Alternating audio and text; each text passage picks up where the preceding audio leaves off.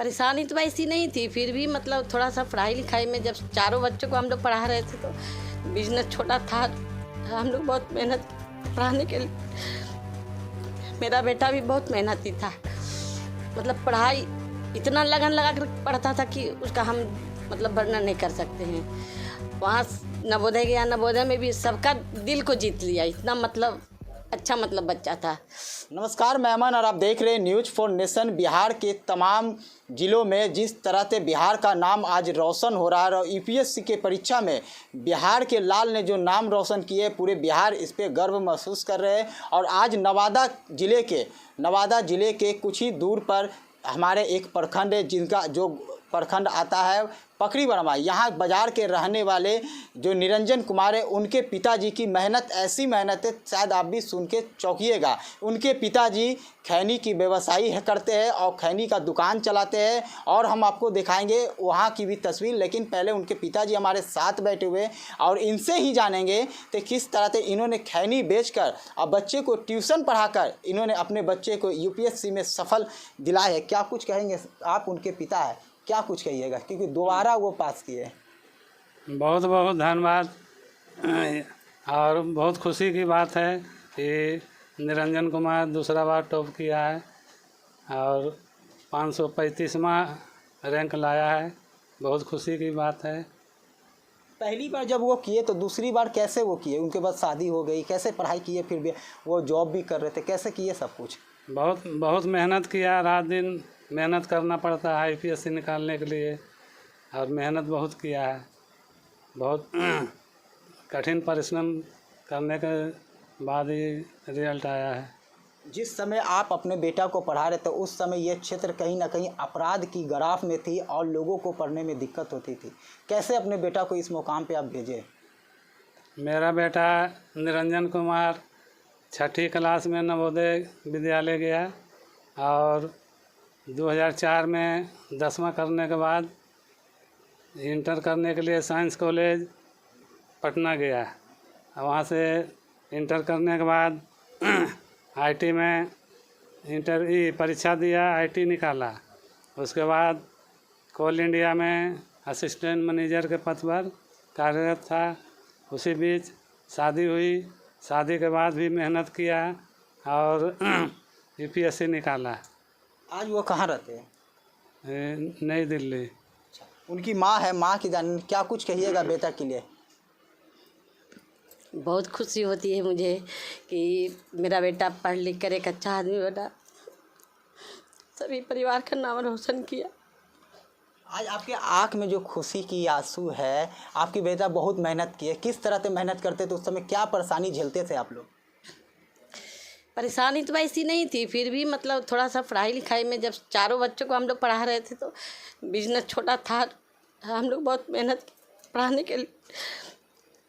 मेरा बेटा भी बहुत मेहनती था, मतलब पढ़ाई इतना लगन लगा कर पढ़ता था कि उसका हम मतलब वर्णन नहीं कर सकते हैं। वहाँ नवोदय गया, नवोदय में भी सबका दिल को जीत लिया, इतना मतलब अच्छा मतलब बच्चा था। वहाँ से 94% लाया। उसके बाद वहाँ से रिजल्ट अच्छा नहीं हुआ, साइंस कॉलेज में गया, साइंस कॉलेज में बहुत अच्छा रिजल्ट आया। फिर आईआईटी निकाला। उसके बाद फिर बीटेक में माइनिंग इंजीनियरिंग मतलब धनबाद से आईएसएम कॉलेज से किया। फिर माइनिंग इंजीनियर बन के फिर असिस्टेंट मैनेजर बन गया। फिर यूपीएससी, शादी के बाद ही यूपीएससी निकाला है। उसके बाद मतलब उसमें आईआरएस मिला। उसके बाद फिर मेहनत किया। वो ड्रीम उसका इतना बड़ा था कि हमको डीएम बनना है। फिर मेहनत किया, अभी आईपीएस निकाला है, अगली बार फिर मेहनत करेगा, वो डीएम ही बनेगा। नवादा की छात्रों के लिए आप किस तरह का संदेश दीजिए, क्योंकि आपने तकलीफ झेला और अपने बेटे को इतनी मुसीबत किया। लोग बहुत दूर दूर पढ़ने जाते हैं फिर भी नहीं हासिल करते, क्या कहिएगा नवादा के लिए आप?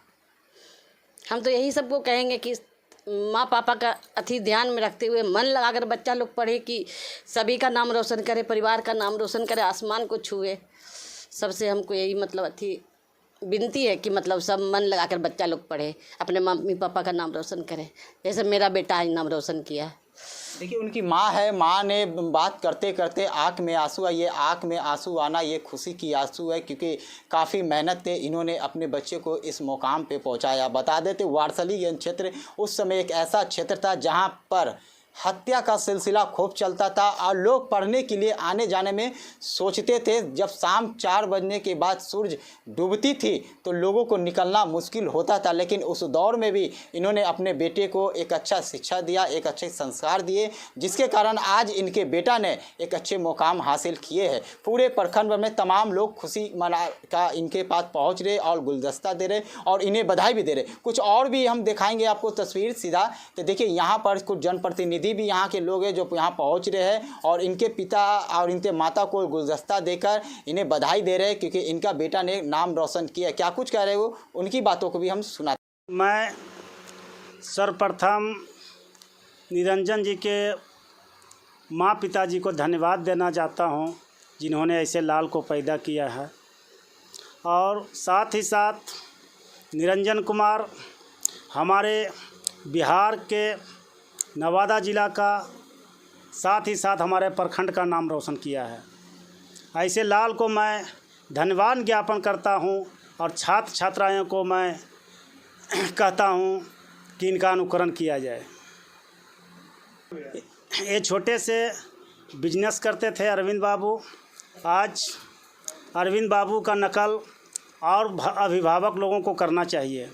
अभिभावक लोग को इनसे सीख लेना चाहिए कि अरविंद बाबू और उनके माता पिता से, जिन्होंने निरंजन कुमार को अच्छे से अच्छे शिक्षा देने का काम किया। बेटा जो यूपीएससी में सफल रहा है रंजन कुमार, और उनके पिता अरविंद कुमार जो खैनी की दुकान चलाते हैं, और हम दिखाएंगे यही वो खैनी की दुकान है जो इधर कोरोना काल थे वो बंद रखी हुई, क्योंकि उनकी तबीयत थोड़ी ख़राब चल रही थी। इसी कारण देखिए इसी थी छोटी सी खैनी की दुकान थे, उन्होंने अपने बेटे को यूपीएससी में परचम लड़ा है और यहीं पर वो खैनी बेचते थे।